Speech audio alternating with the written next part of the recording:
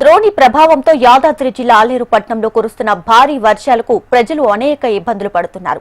పట్టణంలోని బైరాన్కుంట, పరికుంటలు ఒకేసారి అలుగు పారడంతో పరిస్థితి నియంత్రణలో లేకుండా పోయింది. ఆలేరులో ప్రస్తుత పరిస్థితిపై మరింత సమాచారాన్ని మా ప్రతినిధి రామ్రెడ్డి అందిస్తారు.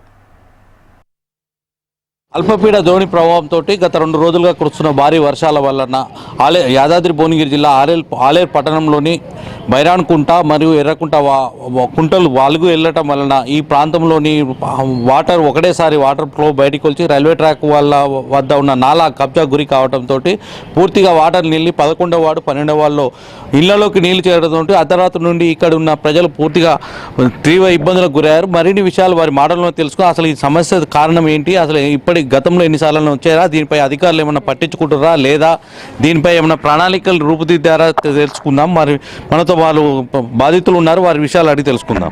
అసలు ఏమైందమ్మా? వాటర్ ఫుల్ వచ్చింది, అన్ఎక్స్పెక్టెడ్ 7 గంటలకు వచ్చింది. 7 గంటల 2:30, 3 గంటల దాకా ఫుల్ బిజీ అయిపోయింది. అన్ఎక్స్పెక్టెడ్ వచ్చినాయి అన్నట్టు నీళ్ళు. దానివల్ల ఇప్పటికి 3 సార్లు వచ్చినాయి, ఈసారి ఎక్కువ వచ్చినాయి వాటర్. ఏం ప్రధాన కారణం ఏంటంటారు? ఇప్పుడు ఆ మోరి అనేది ఉంది కదా కాలువ, ఆ కాలువ కబ్జా చేయడం వల్ల దగ్గరకు ఉండటం వల్ల ఇప్పుడు వాటర్ ఫ్లో ఎక్కువైపోయింది. దానివల్ల ఇబ్బంది అవుతుంది. గతంలో ఇవి వాటర్ ఎప్పుడన్నా ఎన్నిసార్లన్నా వచ్చినప్పుడు దీనిపై ఏమన్నా అధికారులు ప్రణాళికలు ఈ కెనాల్ని ఏమన్నా ఎంత వాగు ఎంత వెడల్పు ఉండేది, ఇప్పుడు ఎంత అయింది, అసలు ఎట్లా ఉండదన్న? యాక్చువల్గా ఇది అనేది ప్రభావితం అనేది వర్షాలు కుంటలు నిన్నేటి కాదు. ముఖ్యంగా ఏంటంటే ఇతరులు అవతలకి వెళ్ళాల్సినటువంటి కాలువలు ఏవైతే ఉన్నాయో వాటికి కబ్జాలు గురి కావడంతో రైల్ ట్రాక్ కిందకి వెళ్ళి వాటర్ బయటకు వెళ్తలేదు. ఇక్కడ ఉన్నంత ఓపెన్ ప్లేస్ బయట లేదు.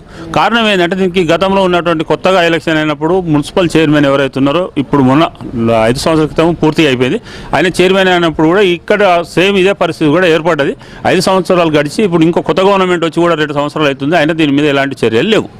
పూర్తిగా ఇప్పుడు మీకు గతంలో ఈ కుంట నుండి వచ్చే అలుగు పోసే వాగు ఎంత వెడల్పుతోటి ఉండేది, ఇప్పుడు రాను రాను ఎలా అయిపోయింది దాని పరిస్థితి? గతంలో ఉన్నప్పుడు ఇది గొలుసు పైన ఉన్నటువంటి కాలువను ఇవాళ తీసుకొచ్చి ఒక 3 మీటర్లు తీసుకొచ్చి కుదించడం జరిగింది. కాబట్టి యాసిస్ గారి దాన్ని కనుక గొలుసు కనుక కాలువ చేసి అవుట్ రైట్గా బయటికి వెళ్ళిపోయే పరిస్థితి అనుకుంటే ఇక్కడ ఉన్నటువంటి ప్రజలు జాగ్రత్తగా ఉంటారు.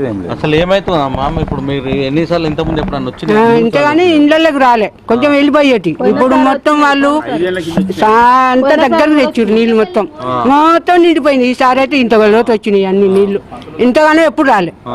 తక్కువ వచ్చే వెళ్ళిపోయాయి, కొన్ని నీళ్ళు కొద్దిగా వచ్చాయి వెళ్ళిపోయాయి, కానీ ఇప్పుడు చాలా వచ్చినాయి.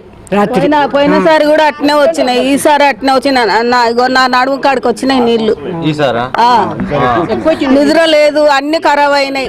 పప్పులు ఉప్పులు బియ్యం అన్ని ఖరాబ్ అయినాయి, ఏమో లేకుండా అయిపోయినాయి, ఏం లేవు. రాత్రి మొత్తం వచ్చేసినాయి.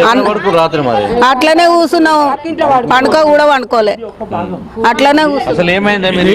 69-70లో కాలువ ఉండే సార్, అది ఆ పాత కాలువ కుమ్మరిళ్ళ కంచె అక్కడ వాగుంది. ఇది పెద్ద వాగు, మన బైరకుంట ఏనుకుంట నీళ్ళు ఇళ్ళకే వస్తాయి, కానీ అది పెద్ద కాలువ, అది అక్కడి నుంచి అక్కడ పోతుండే. అది ఇక్కడ మొత్తం ఇల్లు కట్టేసరికి ఇది మొత్తం జామ్ అయిపోయింది. ఇటు జాగా కొల్ల జాగా అది మొత్తం జామ్ అయిపోయింది. అమ్మోరి కాడ ఎటు పోకుండా అయిపోయింది. అది మొత్తం ఇంట్లో ఇంతకుముందు గుడి దాకా వచ్చిన టైంలో ఇప్పుడు అదే వాటర్, ఇప్పుడు అంత పెద్ద వాటర్ ఇప్పుడు వచ్చింది, ఇప్పుడు పడ్డది కాబట్టి అది జామ్ అయిపోయినాయి. ప్రధాన సమస్య ఏంటంటే అటు కాలువ తీస్తానని చెప్పారు, అది తీస్తానని చెప్పారు, అది దేనే చేయలేదు. అక్కడ 2 గుంటలు ఉన్నాయి, ఆ 2 గుంటలు నిండగానే మొత్తం నీ వాటర్ మొత్తం ఇటు వచ్చేస్తుంది, ఇటు లోపలికి వచ్చేసి ఇది మొత్తం నిండిపోయింది.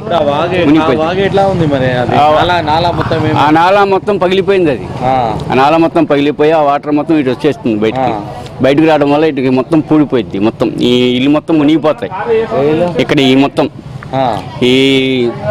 అక్కడ నుంచి పెద్దమ్మవాడి గట్ట అవతల నుంచి మాదిగోళ్ళ కాడ నుంచి వాటర్ మొత్తం ఇది మొత్తం ఫోర్స్ వచ్చేసి ఇది మొత్తం మునిగిపోయింది. అక్కడ చెక్ డ్యామ్ కట్టేయమంటే కట్టారు, చెక్ డ్యామ్ కట్టేస్తే అక్కడ ఆగిపోయింది వాటర్. అట్లా ఎప్పుడు చేయలేదు. ఇది ఇప్పటికి మన 3 సంవత్సరాల క్రితం ఇట్లానే వచ్చింది, కానీ ఇంత ఇది ఎక్కువ రాలేదు.